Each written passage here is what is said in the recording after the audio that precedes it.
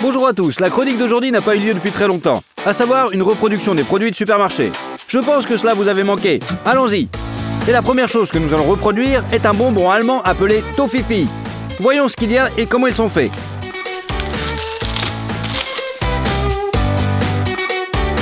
On a coupé les bonbons en deux et nous ne voyons que 4 ingrédients. Du caramel doux, puis des noisettes et du nougat au chocolat et des gouttes de chocolat noir. Alors pour faire du caramel, on verse 200 g de sucre, 60 g de maïs, «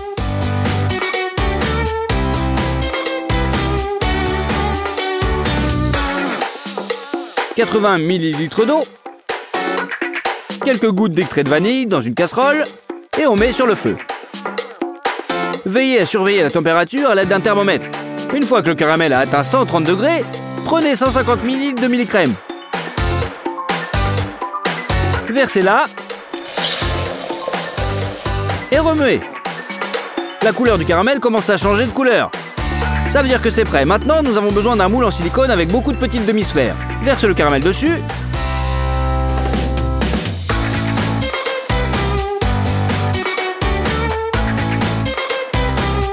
Et répartissez-les sur les côtés. Pour la couche suivante, coupez 10 g de beurre et mettez-le dans une casserole. Cassez une barre de chocolat au lait. Versez 40 g de crème fraîche. Faites cuire et remuez jusqu'à ce que le chocolat soit fondu. Et que le mélange soit complètement homogène. Pour rendre le nougat plus léger, ajoutez du chocolat blanc. La première couche de caramel a déjà pris. Versez donc le nougat en demi-sphère.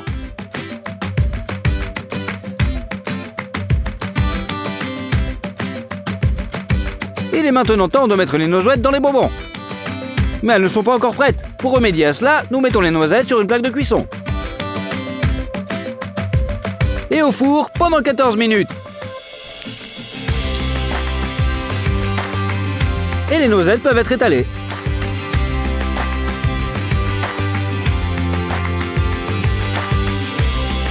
Pour la dernière couche, cassez une barre de chocolat noir dans une casserole.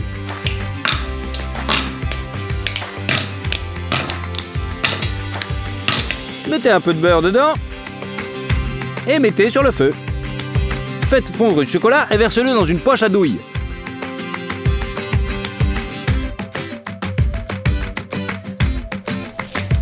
Il reste à presser de belles gouttes sur le dessus de nos bonbons.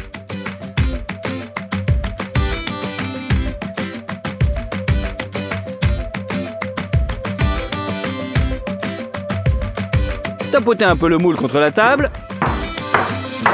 et mettez-le au réfrigérateur. Nos caramels faits maison sont prêts. Vous pouvez les démouler. Cela ressemble beaucoup, sauf que le caramel est d'une couleur un peu différente. Jetons un coup d'œil à la coupe. C'est à peu près 70% similaire à l'original, et ce n'a pas le même goût. Mais c'est presque pareil, et c'est très bon. La prochaine chose que nous allons reproduire est cette céréale pour petit déjeuner appelée Ciniminis. Des carrés sucrés à la cannelle sur lesquels on verse du lait et qu'on peut manger. C'est délicieux et après avoir lu les ingrédients, je pense que nous allons en reprendre. La première chose que nous envoyons dans le bol est de la farine de riz. Et beaucoup plus de farine de blé complet. C'est la chose la plus saine qu'il y aura dans ce petit déjeuner. Ensuite, nous versons du sucre. On verse du beurre, un peu de levure chimique, versez progressivement de l'eau et mélangez avec une spatule.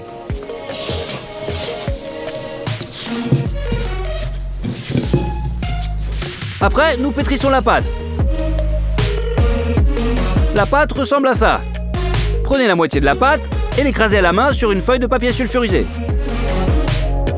Étalez la pâte avec un rouleau à pâtisserie pour obtenir une couche assez fine. Coupez ensuite les bords irréguliers de manière à former un grand carré. Mettez du sirop de maïs, un peu d'eau et de la cannelle dans un bol. Remets bien le tout. Du sirop de cannelle liquide est prêt. Et ensuite, on le met sur notre grand carré de pâte. Puis nous le coupons avec un couteau en petits carrés réguliers.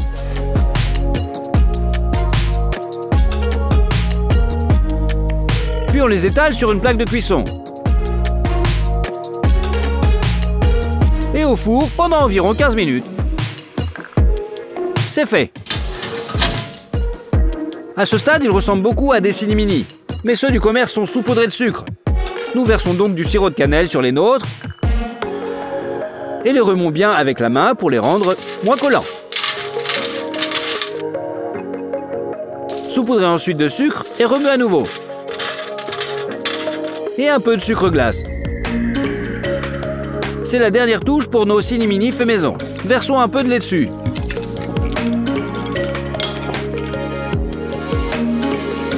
Ils sont aussi croustillants que ceux du commerce et ont à peu près le même goût. Et la dernière chose que nous reproduirons est probablement le chewing-gum le plus légendaire, en vente depuis les années 90. Et ça s'appelle Love Is. Chaque couleur signifie une saveur différente. Celui-ci par exemple est à la banane et à la fraise. Je pense que presque tout le monde connaît le goût de ce chewing-gum. Alors préparons-le à la maison. La partie la plus difficile de la fabrication du chewing-gum est d'obtenir une base de gomme comme celle-ci. Elle est utilisée dans les usines pour fabriquer toutes sortes de chewing-gum. Comme Love Is a deux goûts, nous versons la gomme en 2 bols. Il nous faut des parfums fraises et bananes. Ouvrez-les et ajoutez-en un peu à la base de votre pâte. Et pour reproduire la couleur, nous avons besoin de colorant. Là où il y a de l'arôme de banane, on verse de la teinture jaune. Pour la fraise, du colorant rose. Et pour la douceur, nous avons besoin de sirop de maïs. Une cuillère à soupe à la fois. Par rapport au sucre, il est très facile à mélanger dans la masse globale. L'odeur et la couleur sont déjà là. Il ne reste que les arômes. Nous avons décidé de les rendre naturels. On épluche donc une banane et on la coupe en rondelles.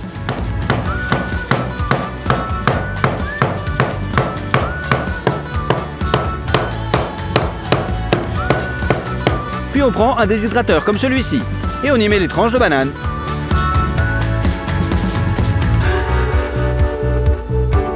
Nous avons aussi besoin de fraises. Bien sûr, elles ont été congelées, mais elles se conservent leur saveur, bien sûr. Nous les mettons aussi à décongeler.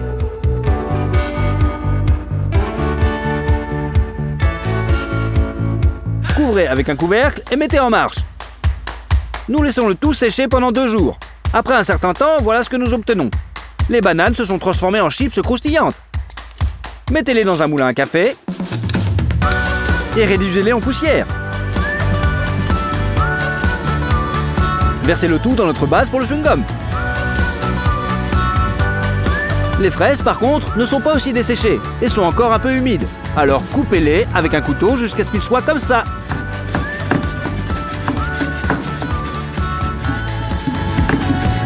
Mettez les fraises dans un bol. Et maintenant, dans le micro-ondes pendant quelques minutes.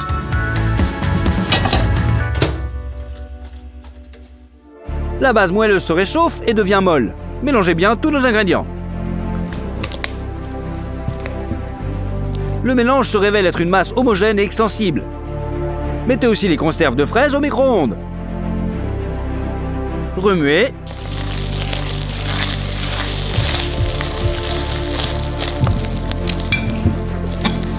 Et vous obtenez un chewing-gum au goût de fraise. Attendez qu'il refroidisse un peu, puis prenez 2 morceaux de la même taille.